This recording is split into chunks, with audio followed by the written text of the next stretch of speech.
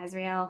Hello everyone and welcome back to my channel. I hope you're all having a very good day today.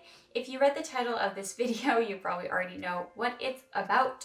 Lolita brands and collaborations. Now, Lolita brands do release collabs with other brands. I don't know, every once in a while. It's not like a regular thing.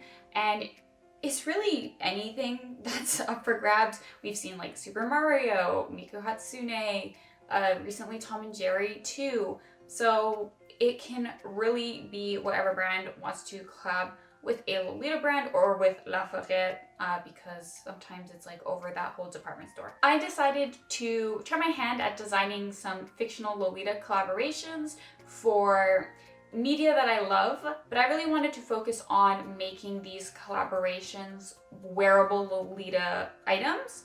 I find a lot of brand collabs tend to focus more on the character, elements, and obviously a lot of collaborations are a bit cheaper. I'm assuming the brands don't want to invest in what it takes to make like a $500 dress, but in my case, they do. And for each of these collaborations, I referenced a specific brand's aesthetic. I was inspired by a lot of pre-existing pieces.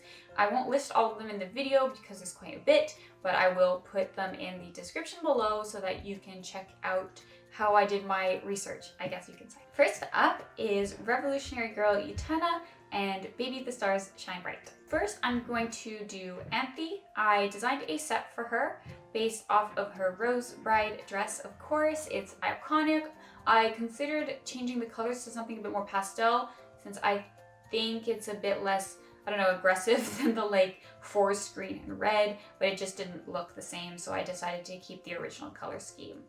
This is a set with a blouse, a vest, and a skirt, and I tried to keep it pretty close to the original design of her dress while just adding some elements that I think make it a bit more Lolita, like some extra bows, some frills, some things like that. I also added a applique or embroidery, I guess, for the bottom of her skirt. I put the rose seal in the middle with the roses that you see throughout the show, like turning in frames and that kind of thing. For accessories, I thought of a few things. Of course, there would have to be a rose seal ring, but I also included a brooch with the rose seal on it, similar to what's on her dress. And then I also included some socks with rose seal embroidery, as well as a tiara with some like rose cabochons at the top. It would be shiny and gold since she is like the Rose Bride and a princess and all that. The only thing I didn't really manage to keep of her design was the epaulettes. I just couldn't figure out a way to make them work, unfortunately, which is why I gave her like puffy sleeves on her blouse instead to kind of mimic the silhouette. I don't think we ever see Anthy's shoes when she's in the Rose Bride outfit. I couldn't find any screenshots of it, so I just based these off of pre-existing baby shoes with some scallop details that like resemble flower petals and a red ribbon. And of course, I wasn't going to do Anthy without Utena. I love these two so much. I think they're beloved to many asapphic women, and I am no exception. Utena, of course, is a prince in the show, so I kept the aesthetic of her school uniform slash what she wears in the duels as much as I could. It was a lot easier to keep those elements like the epaulettes and the dramatic, I don't know, brooch chain situation. I was referencing some existing Baby slash Alice and the Pirates pieces for OG, so like I said, those references are in the description below. I did elongate her coat quite a bit.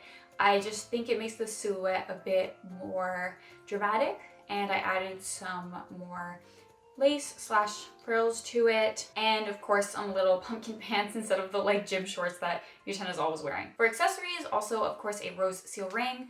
I gave her a little crown to match Anthy's. This one is more like a little princely style one. It also has a rose, and she has a detachable white rose brooch, and then her socks are the same as Anthy's, just a different colorway with the rose embroidery as well. Lots of roses everywhere. For Utena, you do see her shoes throughout the show, so I just based them on that. I gave them a more dramatic ribbon and like simplified them a bit. And I imagine that the gold buttons on Utena's jacket also have roses on them. I'm quite happy with how these two turned out. The colors are not like typically Lolita, I would say, especially for Anthy, but I think they are really true to the character while being Lolita enough to wear, though I don't think you could wear these without it being like obvious who you're referencing. They definitely are like Lolita costumes, I'd say, but I don't know, I like them. Next up was one I created specifically for me and probably me alone, and I chose my favorite brand, Angelic Pretty, and my favorite mascot, which is Jinbei San. He's so cute. These are the two that I have. I would love to have more. I have some stickers of him, but I love Jinbei. He's like the best little mascot ever. So I based this dress off of the Sailor one, but with some of the colors from my lovely little pastel rainbow guy over here. Now, of course, I made it a Sailor color dress with a little star belt just because I wanted to add a detail to the waist area and like stars, starfish, you know. I couldn't choose between like an all over print or just a pattern, so instead I went with polka dots that would resemble like bubbles, I think, so like under the sea. And then there's a print with Jinbei San and all of his friends at the bottom, you know, like the little jellyfish, the fishes that he hangs out with, the clamshell. I don't know if they have names, but they're very cute. I imagine that there would be custom Jinbei lace, of course, or maybe HP's classic shell lace, which I do love. And then I added some accessories like the socks, which are polka dot, lace topped over the knees to match the dress. Some multicolored wrist cups. They have the pink, lavender, and sax from the dress with some white ribbons. Of course, a mini sailor hat. I love sailor hats. I love mini hats. It is meant for me, so it's just 100% self-indulgent here. I also included some little hair clips, which I imagine would be the same kind of plastic resin AP uses for their rings, or those like fabric ones that they've been doing lately of Jinbei and maybe a couple of his friends. And then the choker really is similar to the Chateau de Kim one, where it's like a choker with a shell on it. That's everything for this one. I think it's pretty straightforward. This is definitely the one that I would want to own the most, simply because it's like so self-indulgent and it has like all of my favorite elements. Next up is from a video game, which is called The World Ends With You, aka Twewy. Now this game came out more than 10 years ago. I was 14 when I played it and had already been out for a few years by then. And this game is set in Japan and includes a lot of elements of street fashion. So in the game, you can go to stores which are based off of like trends of the time, and you shop for clothes, which basically serves as armor in the game. And fashion is important to characters within the game as well. So it's really cool in that aspect. And playing it when I was young, I was like so into it because of the street fashion. It was like a huge thing for me. I was into Lolita at the time, not wearing it, but I just thought it was really cool to see it as like a functional element in the game. There is a store called Lapin Angelique, which has the shop girl Princess K, and she is so cute. And I decided to base this one off of one of the sets that exist in the game. Initially, I thought it was like a meta collaboration, but when I finished it, I feel like it turned out maybe more like Putumayo or Marble, but I'm not familiar enough with that specific old school aesthetic to like pinpoint it. So I based this off of an item in game called the vampire dress, as well as there's like a ribbon bonnet or something, and like platform shoes. There's plenty of things in the game that like contributed to this look. So the beautiful vampire dress is black and purple. It has a mini tie and it is very short. So I kept the general silhouette with a short skirt and the like long sleeves that have the flare at the bottom and the ribbons, of course, but I made it into a jacket and skirt set. Marvel does that a lot, so I was kind of inspired there, but there are also a lot of like meta sets like that from the old school era. I made the purple slightly less neon to appeal more to the typical Lolita color palette. A darker purple I think works more traditionally with gothic looks or old school gothic, whatever this is. For the most part, I kept a lot of the elements the same. Instead of there being 3 ribbons on the sleeves, I just made it 2 at the hems because this of course has detachable sleeves. I kept the ribbons on the Peter Pan collar as well. For the mini tie, I just added the Lapin Angelique bunny. I think it might be there in game. It's just kind of hard to tell what's going on the tie because it's like so small and pixelated. And then I kept the buttons on the jacket, but I gave it a scalloped hem that lays over the skirt for a cute detail, and I added some ribbons to the bottom of the jacket. Now, when I was originally looking at the skirt, I was like, I have never seen a skirt cut like this before, but then I did find a meta skirt that was cut almost exactly like it. So I kept the same lace placement and everything as in the game. Of course, I took out that random strip of like silver or white. I don't know what the heck it's supposed to be, but instead I replaced it with lace and kept the like circular element and added some purple ribbons for detail. Of course, I also added some bloomers because again, it is super duper short and I do love a good matching bloomer and skirt set. Like I said, the bonnet and the shoes are specifically referencing ones that exist in game, but I added some striped socks with the Lapin Angelique bunny embroidered just to kind of tie the look all together and make a full set. This is one of those things that nowadays like maybe would be considered Ida or very, very specific to the old school era at least. I think plenty of people wear this style now in like a reclaimed way. I don't think it's considered inherently Ida anymore, and it shouldn't, you know, we shouldn't write things off just because they're older trends. That's not good for anyone's personal style or for the environment or for the creativity of this fashion.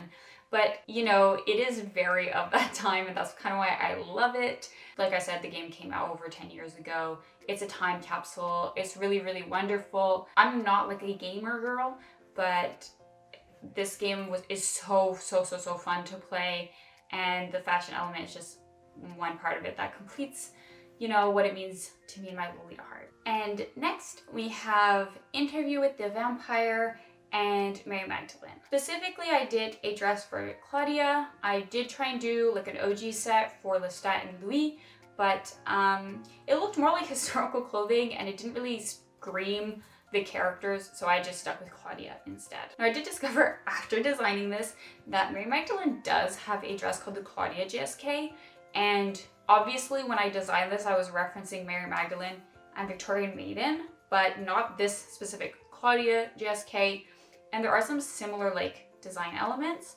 I do wonder if the dress is based off of Claudia from Interview with the Vampire because I don't know, like the aesthetic of it is so appealing to Lolitas. I'm specifically referencing the movies. Yeah, just keep that in mind. Like I designed this for Claudia.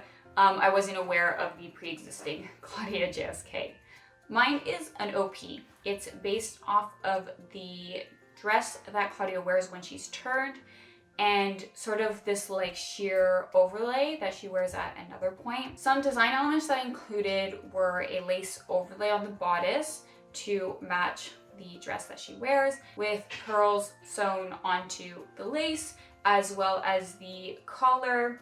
Claudia is seen wearing chokers, like lace chokers quite often, so I moved that element onto the dress. I kept the ruffled collar element because I thought it was sort of like nightgowny, and this was like what she's sleeping in, or at least she was like in bed sick when she was turned, so it's kind of a reference like sleepwear. Now, because of the era that Interview with the Vampire set in, or eras, most of the cuts are historical cuts. A lot of the ones that I was seeing for Claudia were like Edwardian looking with super duper high waist and very small busts and straight sleeves or very small puffy sleeves. So I tried to keep that element. I think that the high waist with like a layer of ribbons that I added, you can see there's like 3 layers of ribbon with the bow that has lace on it, sort of represents how Claudia is like very constricted in who she is and who she's meant to be, appearing always as a young girl despite having a much older mind. She's very much stuck in what society expects of her, very constricted, probably a little bit bitter. So I think the high waist and like strapped in design was kind of what I was trying to represent that with. It was the similar reason that I gave her like the cross neck tie. You know, it's just kind of like adds to how constricted she is. Not that it's like a constricting thing when you wear it, it's just like, you know, the design elements I was trying to think of. And for the bottom half of her dress, well, the sparkly like 3 like stripes of thread that I put are referencing a book cover with her. The stripes were on the design, and I just thought it would be nice to reference something that was directly connected to the books. As for accessories, I gave her a bonnet that also has a lace overlay with pearls. I think this is pretty typical, like classic bonnet style. She does wear at least one bonnet, and they're so cute, and I think it would look beautiful with her hairstyle, so bonnet it is. I only gave her one other accessory, which are a matching bracelet set. So there's actually 2 bracelets. They are like a sort of bronzy gold, like more towards the orange to have that like aged feel. And then they both have lockets. There would be one with a picture of Lestat and one with a picture of Louis. I know she hates Lestat at the end of it.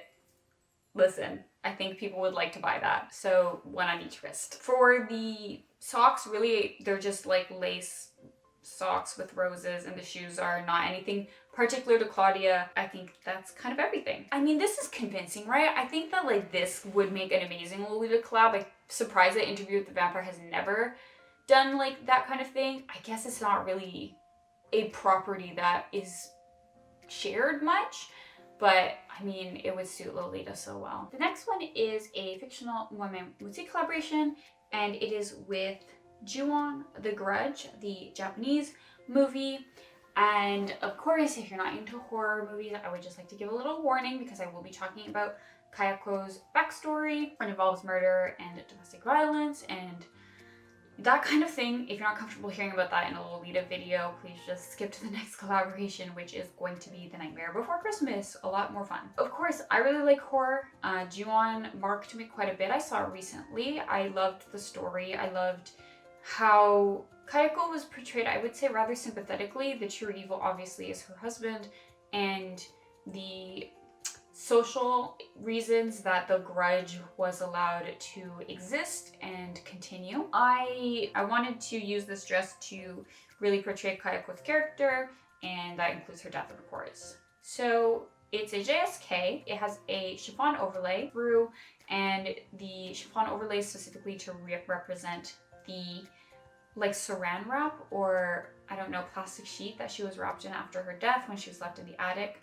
So the red is obviously representing violence and blood and adds to the Lolita details. This cut overall is, I think, pretty typical to Moitié. It looks like a few of their dresses that I found, so I can't say that like I invented this. It's not particularly original on my end. But I did design a print based on Moitié's like woodcut / etched style, usually referencing religious imagery. This time it's Kayako standing up. I have her dress, long hair, and then a ribbon, which is inspired by like how funeral wreaths often have ribbons, and it has her name Kayako Seiki, just because I think she should be remembered and honored. The other details are blood splatters and roses, and then the etching part is just the ground at the bottom, which leads to some gothic text that says Momme Moitié x Ju-on The Grudge, just to kind of, you know, really brand the collaboration here. Overall, it's pretty simple. Moitié is obviously known for that classic, elegant, simple style, so I didn't want to take away from that. I did add a rectangle headdress based off of like a Moitié one I found.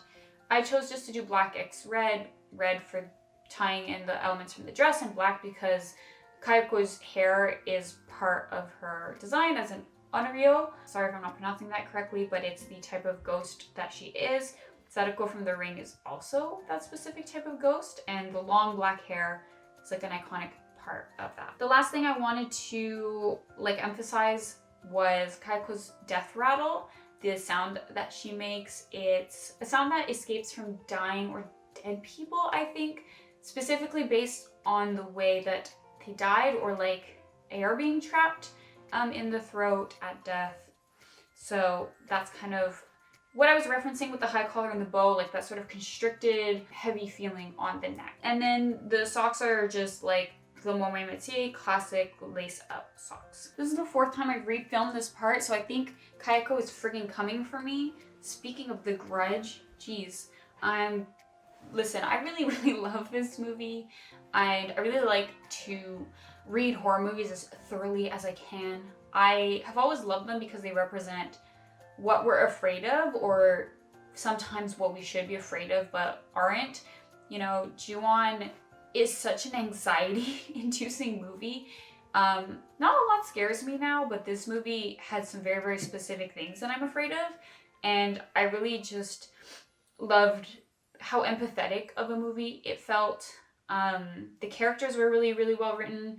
I just love this movie and I would strongly recommend it if you're into horror, or if you're not into horror and you just kind of want to be creeped out. Next is one I created by asking my friend Prince what he would want to see as a collaboration. I recently featured Prince on my channel.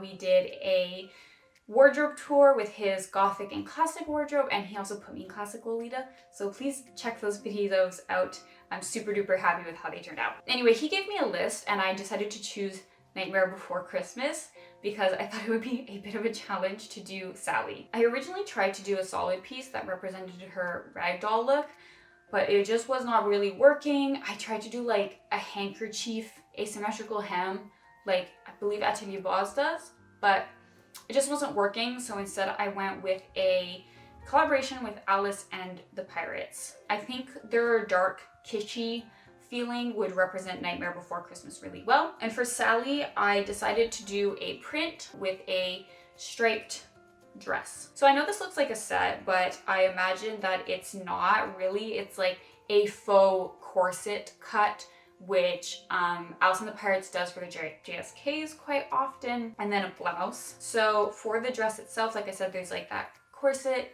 lacing. Sally is stitched together, so that's why. And then I have colors picked from her dress, so the teal and gold, that's kind of brownie, with a print. So for the print, the way I designed it, which I put more effort into than the Jinbei one, there's like the swirls, which obviously are the iconic valleys in Halloween Town. There's a heart that represents the moon, and then Sally and Jack standing in front of it, just like in the movie. There's portraits of Sally and Jack, and then the other like frames would have Halloween Town or like scenes from the movie in them. I put polka dots just because Sally has a lot of different patterns on her dress, so stripes and polka dots. And then the frame is kind of like a fence, since, you know, she has the song and she sings, and I think she's in front of a fence. She's a very fenced-in young woman, so I think it works. There's a pointy scalloped hem, just to suit the Halloween aesthetic. The blouse has puffy sleeves because I think that despite being a bit of a like sad, lonely character at times, Sally's also very cute. So puff sleeves for her, but there's a pointy collar on her blouse to suit that like Halloween-y, more spooky aesthetic again, with some more cross details. For her accessories, I gave her a hair bow. It's the same colors as her dress, and then a black rose on it, and then socks and beautiful arm warmers that are like the same color as her skin, really, that match the dress, and they have like stitched detail to match her skin again. Are the arm warmers and socks tacky? Yes. Does Alice and the Pirates release tacky things all the time? Absolutely. And like I said, this is a collaboration, so I feel like you can get away with a bit of tackiness. This one is so ugly, it's almost cute, I think. Like, I do not think I would ever wear this. These colors are not for me, but I think someone out there could pull it off. So yeah, I don't know, I kind of like it in a very kitschy way. Sally's dress was definitely the most challenging for me of all of them, and I'm grateful that I had that challenge from Prince. Much easier though was her lovely partner, Jack, of course. Pumpkin King, the icon and legend and representation of the emo kids throughout the 2000s and up to like 2010 or 2012 or whatever. I had a hoodie that I inherited from my older brother that had Jack's face on it, and I felt so cool at the time. I do really, really love The Nightmare Before Christmas, and I just love the character designs in this movie. Jack's was really easy because what he wears isn't hard to adapt to like an OG, I don't know, EGA-ish aesthetic. It's a pinstripe suit. It works pretty well. I kept most of the design elements from him. I added like a jabot. I added a button on his vest that has his face on it. I kept the bat collar, pinstripes, added some lace. I imagined that this would come with some striped socks that are like a reverse of the suit, and some white gloves since Jack's skin is all white because he's a skeleton. I also gave him a tacky little mini hat. When I was doing research for this, I realized that Moitié has a very similar mini hat. after I drew this. It has black roses and some bat wings and matches the pinstripes on his suit. This one's quite cute. I think that it would work pretty well. Again, it would be obvious who you're referencing, but in a way that's like, this is my fashion take on Jack Skellington, I think. Well, that's the end of this video. I hope you liked it. What brand collabs do you want has been a Ruffle Chat thread 1,000 times, and I'm shamelessly ripping it off here. But I would also love to know what brand collabs you would love to see. What are some specific things that would never collaborate with Lolita brands, but that you would love because you love that piece of media or whatever it is. Let me know if you have any thoughts about the collabs that I created, if you would change anything, or if you would buy any of them. And I will see you in my next video. I hope you have a wonderful day. Thank you so much for watching, and bye-bye!